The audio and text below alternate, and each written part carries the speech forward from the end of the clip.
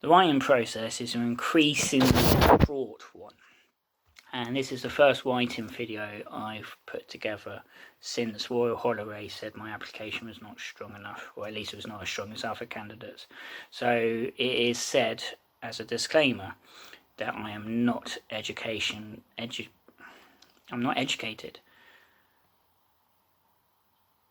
by about creative writing.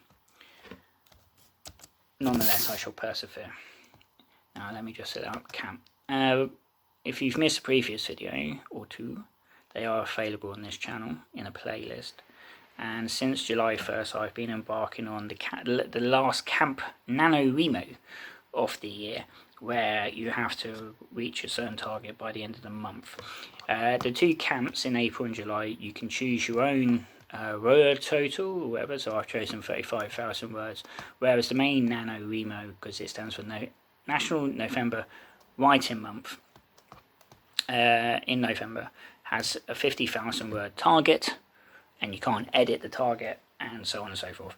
And what made this it's not even competition, tricky from the beginning was that I'd been sick the night of June 30th, morning July 1st, and spent July 1st even rather drained, so I didn't do any. And then the next day I thought, Christ, I've missed a whole day. So it's the first time in a while that I've not done a day writing, which means that my streak, as it says on the website at the moment, is 18 days, and if I update it now before midnight, it'll be 19 days. So I've missed a day streak, and it interrupts the whole NaNo streak, because if you keep doing it it's like a rider who does every Grand Tour cycling.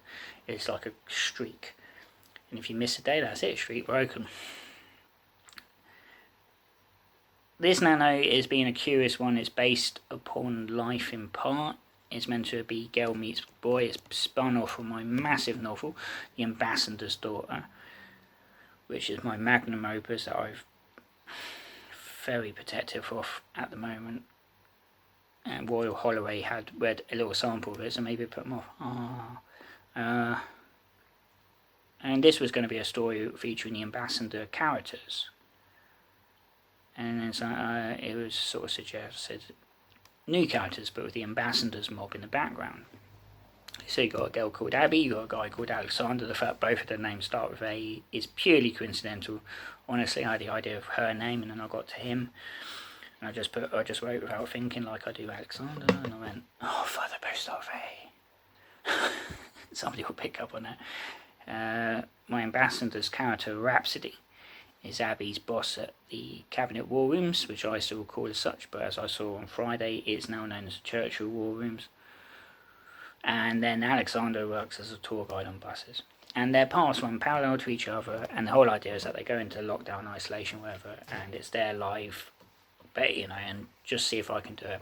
And the story sort of started off well, and the trouble is, and if I can put a photo cap at the end of this, is that the NaNo pages for the past couple of years have been edited. You used to just put in the total, and then it'll just say, it'll just show the graph where you are. Now you say through the NaNo, you get an arrow, you get a slant line through the graph. That's meant to be where you should be hitting every day. So like the first day, let's offer it over. It says here, July 1st, 1,129, because I'm aiming for 35,000. And yet I wrote 0, whereas today, July 20th, I'm going to be 22,580, and I'm above the graph at 25,644. But they've changed the website as such. You still get a graph, but now whenever you enter whatever you've written in a session, it's down the side. So like yesterday, it looks like I've not done, on the 18th even, I've got 4 installments. I've done 85 words, 644, 292, 415. Whereas yesterday I did 72 words in one bit, and then 899, and then 169. And then it shows you when you write apparently, but that only works if you set up a timer thing. And then it will say what your daily word count is. So apparently I'm averaging 1,282. I'm due to finish on July 27th. And then to make it worse, it shows you your daily word count as a graph, as opposed to the overall progress graph. So the daily word count, I've gone as high as 2,000, and it's odd. And it makes it worse because you write, you think, oh shit, it's just not going. And what's rather typical is that the story is going in peaks and troughs, in the sense that I get going on one day, and then, like in this case, I don't seem to be able to sit still or write comfortably, or my stress is really bad, non-writing stress, and at the moment I just don't know what's the point. But I'm 10 days, 11 days away from the end. I mean, I see July's got 31 days, and yet this is only going up to the 30th. So look, yeah, I doubt my sanity. And the story's not the best. I just let my fingers do the writing as always, rather than think necessarily.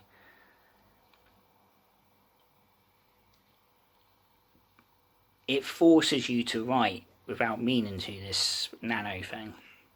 Because obviously you've got to do it by the end of the month, and ideally you're meant in theory really to be writing every day.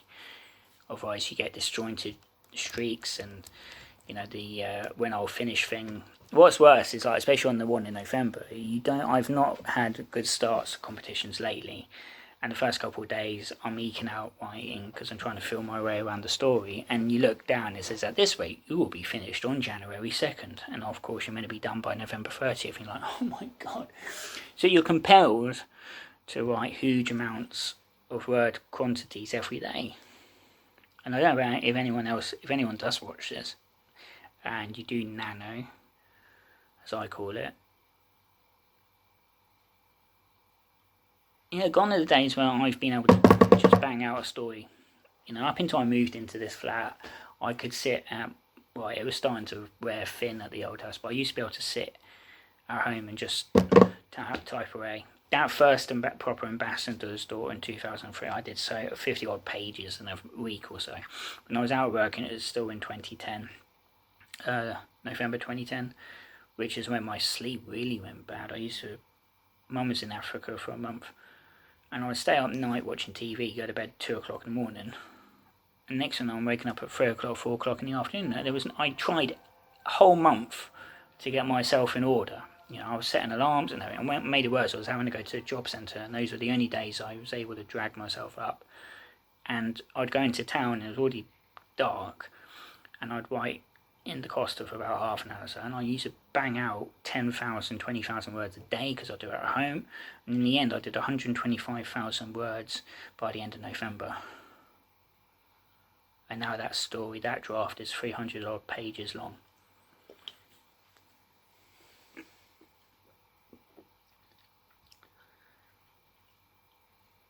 Like I said, there's that Churchill quote where he's like, writing, you're harnessing this beast, you're creating this beast, and then you fling it upon an unsuspecting public. And at the moment, I'm not really doing it as such. It would have been nice if the Wall Holloway, I should have said actually, when we had the interview the other week, had said about the wine what it was, even if she just said it was a pile of stinking doo-doo.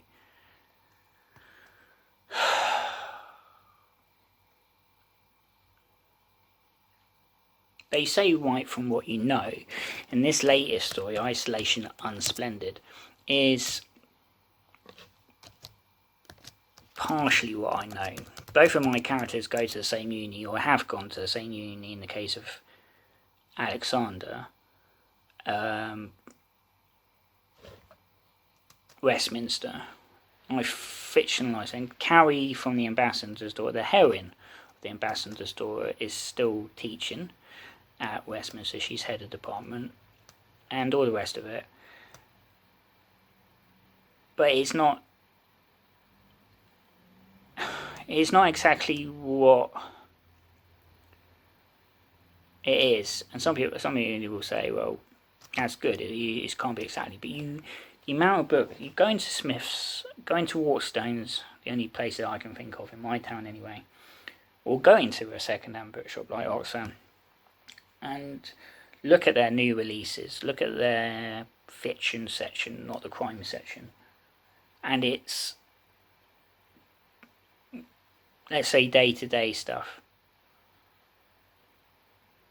based upon a bad childhood, tales of domestic abuse, divorce, woe, strife, unemployment, you know, like proper Mike Lee stuff. And the other chap, the left, what's his name? He did Barley in the Wind. My mind's gone blank.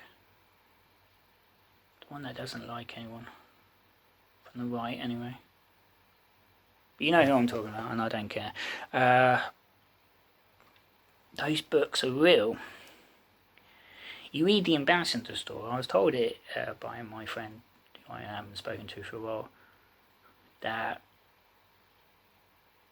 it's a good depiction of somebody in this day and age who's in it rather inexperienced with women, in his case, and is utterly nervous and awkward about people when he's almost 30, and life experiences have bypassed him. And then Carrie turns up, and she's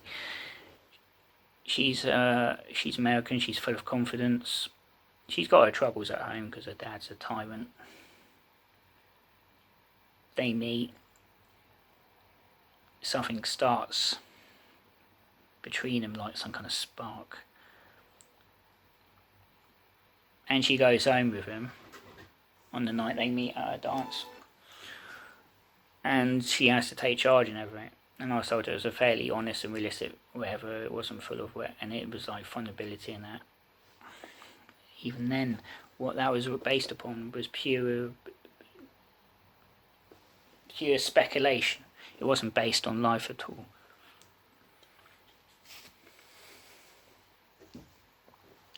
So make of it what you will, but the writing progress right now, with 11 days to go, we're 25,000 words, less than 10,000 now to go. Let's see where it takes us. Because as Nathan Lane said in Mouse Hunt, the only way, baby, is down, down, baby, down. Yep.